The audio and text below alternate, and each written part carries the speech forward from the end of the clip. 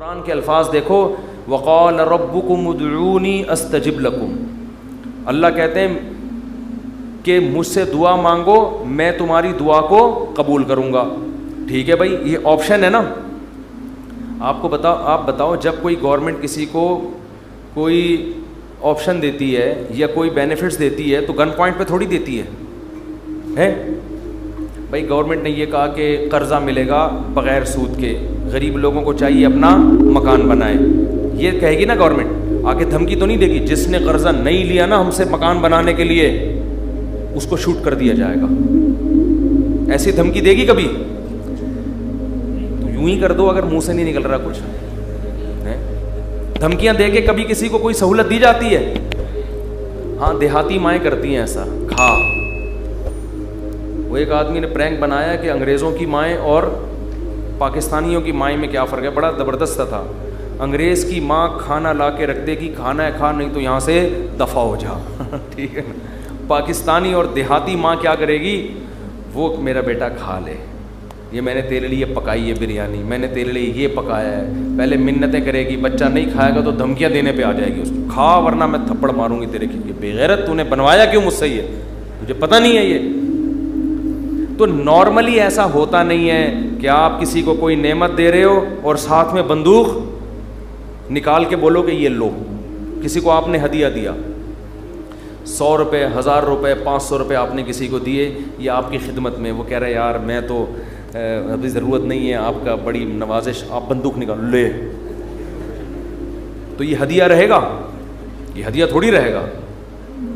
तो कोई भी जब हुकूमत या कंपनी किसी को सहूलत देती है तो वो गिफ्ट को फिर गिफ्ट ही करार देती है, लेकिन अल्लाह का स्टाइल यहाँ पे बिल्कुल, अंदाज बिल्कुल अलग है। अल्लाह क्या कहते हैं, मुझसे मांगो। ये बेनिफिट्स मिल रहे हैं ना अल्लाह की तरफ से, है भाई। अल्लाह क्या कह रहे हैं, मुझसे मांगो और मैं जो मांगोगे मैं वो तुम्हें दूंगा। बस ये अल्लाह ठीक है, हमें तूने बता दिया कि हम मांगेंगे और तू देगा, हमें ये बात पता चल गई, अब हमारी मर्ज़ी, हम जब चाहें तुझसे मांगे, हमें ये सहूलत का पता चल गया, अब हम हमारी मर्ज़ी, अब हमारे, कहते हैं इट्स अप टू यू, कहते हैं ना ये अब आपके ऊपर है, आप मांगे या नहीं मांगे। नहीं, आगे अल्लाह ने बंदूक निकाल ली है ठीक है ना, बंदूक निकाल ली। अल्लाह कहते हैं इन्नल्लज़ीना यस्तकबिरूना अन इबादती, याद रखो मुझसे मांगने में तकब्बुर किया, मांग, मैंने तो कहा है मांगो, अगर नहीं मांगा, किब्र से काम लिया कि नहीं जी हम नहीं मांग रहे, सयदखुलून जहन्नम दाखिरीन, जलील करके जहन्नम की आग में फेंक दूंगा। अरे भाई अल्लाह तू हमें गिफ्ट दे रहा है दुआ का या जुर्माना लगा रहा है, क्या कर रहा है? समझ में आने वाली बात है? कोई समझ में आने वाली बात? बिल्कुल समझ में नहीं आ रही है। यही वजह है कि कुरान में और मकाम पे जब अल्लाह ने कहा ना मेरी ये नेमतें खाओ, तो फिर ये नहीं कहा नहीं खाओगे तो यूं कर दूंगा, ये नहीं कहा। अल्लाह ने कुरान में कहा कुलू वशरबू, खाओ और पियो, हद से तजावुज ना करो। ये नहीं कहा अगर नहीं खाया ना तो जहन्नम में फेंक दूंगा, ये कहा कुरान ने। क्या हो गया भाई? अल्लाह ने कहा फन के हो, निकाह करो, ये नहीं कहा नहीं किया ना जहन्नम में फेंक दूंगा मैं, बशर्ते कि गुनाह से बचे इंसान। गुनाह करोगे फिर तो जाओगे जहन्नम में। लेकिन जो भी अल्लाह ने नेमतें दी हैं उनको बंदूक की नोक से नहीं अल्लाह ने कहा, क्योंकि वो नेमत फिर नेमत रहती नहीं है, वो नेमत थोड़ी रहती है फिर वो। लेकिन यहां अल्लाह क्या कह रहे हैं, मुझसे मांगो मैं तुम्हें दूंगा। हम खुश हो गए, ज़बरदस्त, अल्लाह की तरफ से इनाम मिल गया। ठीक है, जब सहूलत से टाइम मिलेगा तो मांग लेंगे, मूड होगा, और नहीं भी मांगा तो अल्लाह ने बस एक ऑप्शन दिया है कि मांगोगे तो मिलेगा। लेकिन अल्लाह ने क्या किया, अंदाज देखो, कहा कि अगर नहीं मांगा तो जहन्नम में जलील करके दाखिल कर दूंगा। सवाल पैदा होता है अल्लाह ये तू गिफ्ट दे रहा है या हमें डरा रहा है, आजमाइश में डाल रहा है? अल्लाह कहते हैं गिफ्ट भी दे रहा हूँ लेकिन ये बहुत बड़ी आजमाइश भी है, क्योंकि अगर कोई बहुत बड़ा सेठ आपको एक खाली चेक दे और कहे इस पे पैसे लिखो और साइन कर दो, और आप उस चेक को उठा के उसके सामने डस्टबिन में डाल दो, इसका मतलब आपका ये नहीं है कि आपको पैसों की ज़रूरत नहीं है, आपका सेठ के बारे में ख्याल है कि इसने झूठा चेक दिया है, ये झूठ बोल रहा है, वरना कभी आप उसको डस्टबिन में उठा के नहीं फेंकते। बहुत मुश्किल है बात समझाना, बहुत मुश्किल। आप गरीब हैं, खाने को रोटी नहीं है, एक सेठ ने आके आपको एक सोने की डली पकड़ा दी, कहा ले मौज करिए, करोड़ों रुपए की है। आपने उठा के उसको आपने कहा आपने अच्छी ऑफ़र की मुझे, बहुत अच्छा तोहफा है, बहुत खुशी हुई, अब आप जा सकते हैं। बेगम से कहा इसको कचरे में फेंक दो। सेठ को पता चलेगा ना तो वो कहेगा बेटा तू इतना बड़ा सेठ तो है नहीं कि तुझे इसकी ज़रूरत ना हो, ये तो मैं जानता हूँ, खाने को तेरे पास रोटी नहीं है, ये जो तूने इसको डस्टबिन में फेंका है ना, ये इसकी अलामत है तू मुझे झूठा समझता है कि मैंने तुझे जो सोने की डली दी है वो सोने की नहीं है, उस पर सोने का पानी चढ़ा हुआ है। तो ये किसके झूठ बोलने, ये असल में तू मेरे ऊपर इल्ज़ाम लगा रहा है। अल्लाह कहते हैं मांगो। अल्लाह को पता है कि हम सब मोहताज हैं, हमारे दर्जनों मसाइल हैं, ऐसा दुनिया में कोई नहीं है जिसके सारे मसले हल हो गए।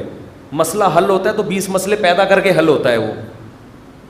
अब देखो कितने मसाइल हैं, किसी कोई बेरोज़गार है, पैसे नहीं है, पैसे आ गए तो ख़तरात बढ़ गए, डकैती का ख़तरा, पैसे आ गए तो 10 मसाइल खड़े हो गए, और कोई मसला खड़ा हो गया, गुर्दे का मसला ठीक हुआ, हार्ट का पेशेंट बन गया, और 20 किस्म के मसाइल हैं ना। सब कुछ ठीक है तो फिर भी सुकून नहीं है ज़िंदगी में, नींद नहीं आ रही, नींद की गोलियां खा के सो रहे हैं। दुनिया में टेंशन लेस आदमी कोई भी नहीं है। अब अल्लाह ने कहा मांगो।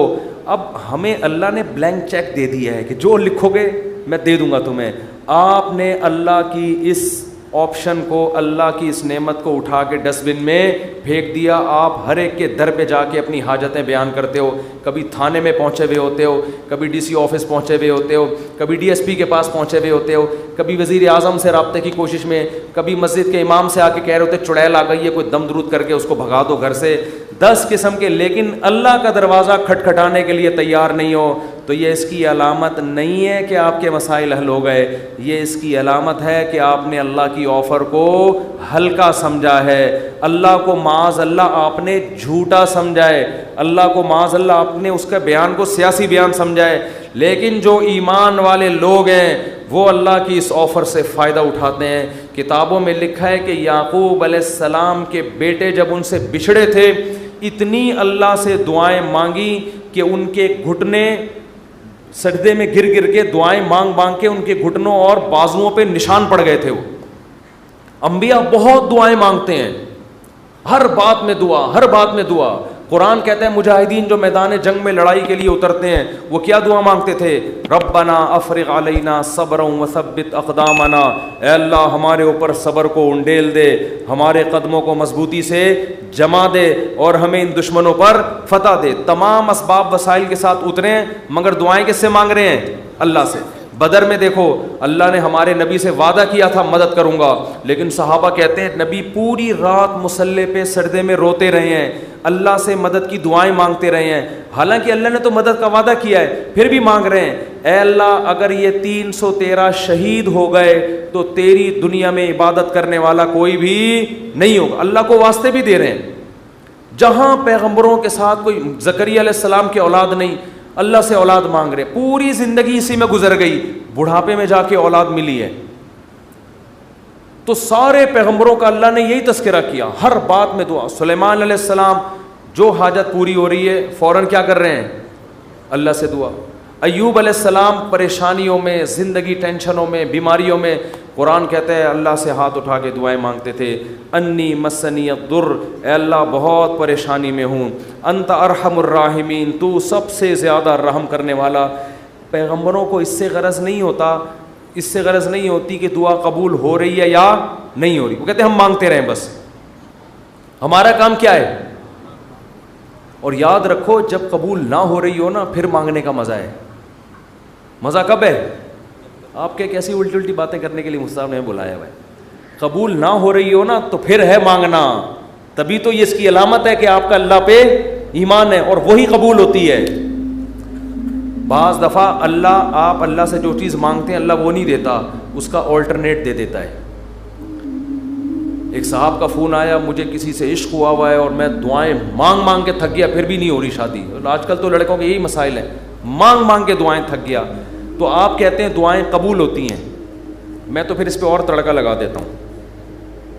मैं कहता हूँ बहुत से लोग कहते हैं हम जिसको मांग रहे हैं वो मिली नहीं, चलो नहीं मिली, मुकद्दर में होगा, दुआ कबूल नहीं हुई। मुफ्ती साहब कह रहे हैं दुआएं क्या होती हैं? कबूल।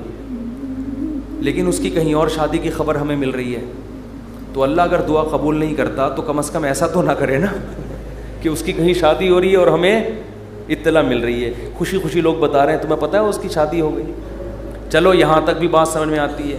उसके बच्चा हुआ, हमें इत्तला दी जा रही है आके, अरे तुम्हें खुशखबरी सुनाए वसीम भाई, कोई वसीम बैठे हो तो माजरत, तुम्हें पता है वो जो तुम्हारी क्लास फेलो थी उसकी एक जगह शादी हो गई थी, उसके माशाल्लाह आज बेटा पैदा हुआ है। और इंसान तपता है यार, हमने तो लैलतुल क़द्र में दुआएं मांगी थी हमें मिल जाए, और उधर भी चले भी वहाँ गई और उसके बच्चा भी पैदा हो गया। और तबाही उस वक्त आती है जब वो बच्चा समझदार हो के आपको मामू कहना शुरू कर दे। हकीकत बात जब आप उनके घर जाए मिलने के लिए और वो आपकी पुरानी गर्लफ्रेंड बच्चे को तारुफ करवा रही है, तुम्हारे मामू लगते हैं ये रिश्ते में, हकीकी तो नहीं है लेकिन रिश्ते में क्या लगते हैं? मामू। तो आप कहोगे यार ये दुआएं कबूल हो रही हैं, ये क्या हो रहा है? ये तो इस तरह भी होती हैं। तो ऐसे लोगों को मैं कहता हूं कि जो ये मायूस होते हैं ना, ये कबूल तो नहीं हो रही, ओ भाई तो दुनिया में एक ही औरत पैदा हुई है क्या? अल्लाह के इल्म में ये बात थी कि वो तेरे लिए नुकसानदेह थी, हर चीज़ तुम्हारे लिए नहीं है। कुरान क्या कहता है? आसान तक रहू शैअन, बहुत सी चीज़ों को तुम पसंद नहीं करते लेकिन अल्लाह ने उसमें खैर रखी होती है।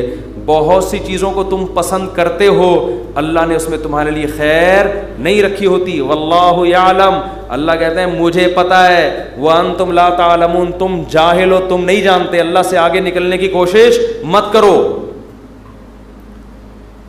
सूरह कहफ में वाक़या नहीं है क्या कि हज़रत खज़िर अलैहिस्सलाम ने एक नौजवान बच्चे को कत्ल कर दिया था। मूसा अलैहिस्सलाम ने पूछा क्यों मारा, इनमें माँ बाप का क्या कसूर था? फरमाया ये बच्चा बड़ा होकर माँ बाप का बागी बनता, इसलिए अल्लाह ने उठा लिया इसको, और नेक वालदैन थे, अल्लाह इनको दूसरी औलाद देगा। अब वो वालदैन तो रो रहे होंगे, हाय हमारा बच्चा अल्लाह ने छीन लिया हमसे। भाई अल्लाह के इल्म में ये बात है कि इसके का नेमुल बदल अल्लाह तुम्हें अता करेगा, और वो ऐसा होगा जो तुम्हारी खिदमत करेगा। तो हमें नहीं पता, कुछों के औलाद नहीं होती, वो परेशान है, हो क्यों नहीं रही, इसी में खैर है। क्या भरोसा कोई औलाद हो और वो आप ही का सर बजाना शुरू कर दे। वो आप जो जैसा चल रहा है अल्लाह से अच्छी उम्मीद रखो, अल्लाह मेरे साथ यही ठीक, सर पे बाल उगाए ठीक हैं, नहीं यूं बोला करो मुझ पे टिंड सूट करती है इसलिए अल्लाह मुझे बाल नहीं दे रहा। बहुत से लोगों का मसला है बाल ही नहीं उग रहे, मालिशें कर करके, जैतून की मालिशें, ये आंवला खा लिया उन्होंने, लगाने के बजाय ना खाना शुरू कर दिया उन्होंने नहीं उग रहे हैं। ऐसे लोग, ऐसे गंजे दुनिया में मौजूद हैं। मुझसे आके पूछ रहे होते हैं आपने क्या किया है जो आपके बाल उगाए? तो भाई हर एक के नहीं उगेंगे यह आजमाइश है अल्लाह की तरफ से, तो इसी में सब्र करो यार, मर के क्या हो जाएंगे, ख़त्म, इसी में इस पर रोटियां पकाओ। जब एक बड़ा सर हो ना और बड़ी खूबसूरत सी टिंड हो, तो मेरा तो दिल करता है इसको धूप में गर्म करके इस पर चपातियाँ मज़ा आता है। सर भी बड़ा हो और तमीज़ से बना हुआ, तो एकदम एक ऐसा ऐसा फील सा होता है। खैर ये तो मज़ा, उस पर एड्रेस लिख लो, कभी गुम नहीं हो गया आप। तो अगर अल्लाह ने टिंड दी है, बहुत से काम उस टिंड से लिए जा सकते हैं, एड्रेस लिख दो उस पर, तो उसका फ़ायदा ये होगा कि कभी भी गुम नहीं होगे। खैर ये तो मैं मजाक कर रहा हूँ, लेकिन अल्लाह ने जो आजमाइश मुकद्दर की है, क्या करो भाई, सब्र। ख़वातीन परेशान होती हैं, बच्चे मर जाते हैं बाज़ दफ़ा बचपन में। नबी ने क्या फरमाया, जिस औरत का बचपन में बच्चा मर गया और उसने सब्र किया, मैं उसके लिए जन्नत की ज़मानत लेता हूँ। बेसब्रे लोग अल्लाह को पसंद नहीं है। हमने अपने बचपन में ऐसी औरतें भी देखी हैं, जवान बेटा मर गया, आंसू निकल रहे हैं उनके, मैंने खुद अपनी आंखों से देखा, आंसू निकल रहे हैं माँ के, लेकिन अल्लाह से कह रही है ए अल्लाह ये आंसू मेरे इख्तियार में नहीं है इसलिए रो रही हूँ, कहीं तू मुझे बेसब्रे लोगों में शामिल ना कर लेना। मैंने ऐसी औरतें देखी हैं बचपन में, जवान बेटा मरा हुआ है और माँ रो के क्या कह रही है, अल्लाह ये मेरे इख्तियार में नहीं है इसलिए रो रही हूँ। देखो ऐसी औरतें हुआ करती थी। अब तो चीखना, चिल्लाना, वावेला करना, शोर शराबा, घरों में चीज़ें उठा उठा के फेंकना, इसको समझते हैं बड़ा नेक आदमी है ये दुनिया। तो सब्र करने वाले पसंद हैं। मांगते रहो, मांगते रहो, मांगते रहो। इस चक्कर में मत पड़ो कि कौन सी कबूल हो रही है, कौन सी नहीं हो रही। हर चीज़ अल्लाह से मांगे। नबी ने फरमाया जूते का तस्मा भी टूट जाए तो किससे मांगो? अल्लाह से। इसका मफहूम पता है क्या है? मतलब ये कि लोगों से मत मांगो, लोगों से मत मांगो। हर हाजत किसके सामने पेश करनी है? अल्लाह से। फिर कबूल हो जाए ठीक है, नहीं है तो ज़्यादा ठीक है। और मैंने तो अपनी ज़िंदगी में देखा है भाई कि इंसान हकीकत में अल्लाह से गिड़गिड़ा के मांगता है ना, दुआ कबूल होते हुए नज़र आती है उसको। देखो दुआ की हैसियत क्या है कि आपने अल्लाह के दफ्तर में अपनी फ़ाइल जमा करा दी, तसल्ली हो गई, आपका काम अब हो जाएगा, अब आप टेंशन ना लें। लोग कहते हैं ना गवर्नमेंट के इदारे में, भाई हमने फ़ाइल जमा करा दी है, अब हमारे बस में जो था वो हो गया, अब ये प्रोसेस से गुजरेगी, जो भी आपका प्लॉट आपके नाम होना है, गाड़ी आपके नाम होनी है, घर पे आपको मैसेज आ जाएगा। अब तमीज़ से बैठ जाओ, बार बार जा के वहाँ पूछते नहीं रहो फ़ोन करके, सर मेरा काम हो गया, सर मेरा काम हो गया। भाई फ़ाइल, पेशेंट आप हॉस्पिटल में, अच्छे हॉस्पिटल में अगर आप दाखिल करा देते हो, आप कहते हो वो बंदा सेव है, अब ये डॉक्टरों के हवाले मैंने कर दिया, अब आप तसल्ली से। तो जब आप दुनिया में तसल्ली कर लेते हो, यार पेशेंट डॉक्टरों के हवाले कर दिया, फ़ाइल गवर्नमेंट के दफ्तर में जमा करा दी है, तो अल्लाह के यहाँ दुआ मांग के भी मुसलमान को तसल्ली होती है। मैंने अपना दुखड़ा किसके सामने रख दिया है? अल्लाह के। अब उसकी मर्ज़ी है, वो करे ठीक है, नहीं करे तो भी ठीक। अब मेरे लिए जो फ़ैसला होगा वो बेहतर होगा, लेकिन अल्लाह